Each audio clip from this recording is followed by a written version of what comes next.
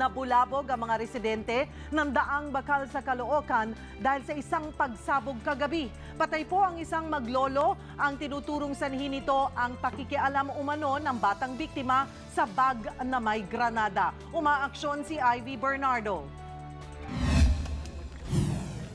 Pag-iyak na lang ang nagawa ni Catherine ang puntahan ng bahay ng 78 anyos niyang ama sa Daang Bakal, Caloocan. Bandang alas 8:20 kagabi nang sumabog ang isang granada rito. Dead on the spot si Lolo Jerry. Habang idineklarang patay sa ospital, ang 13 anyos nitong apo na si Raprap. Hindi raw lubos maisip ni Catherine kung saan nakuha ng ama ang granada. Siguro po aksidente, pero lagi ko po kasi nasabihan yan. Saan po kayo galing? Pampasabog. Hindi po namin alam eh. Sa kwento ng mga responding barangay Kagawad, si Lolo ang huling may hawak ng granada. Kaya hinihinalang sinadya ang pagsabog, lalo't may sakit daw na ketong ang matanda. Nakita kami na hawak sa kamay ng matanda, parang ng pin.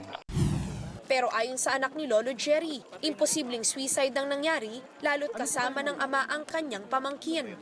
May lumalabas na angulo na posible po siyang suicide. Naniniwala po ba kayo? Hindi po gagawin ng tatay ko.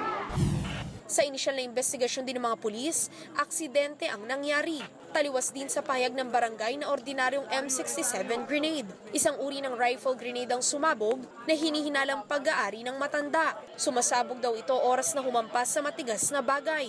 Naabutan daw ng matanda na hawak ng kanyang apo ang bag na may granada. Sinita niya raw ito, pero nakipag-agawa ng bata hanggang tumama sa matigas na bagay at sumabog ang granada. Dinala na sa punerarya ang labi ng maglolo habang patuloy ang investigasyon sa pagsabog. Umaaksyon, Ivy Bernardo, News 5.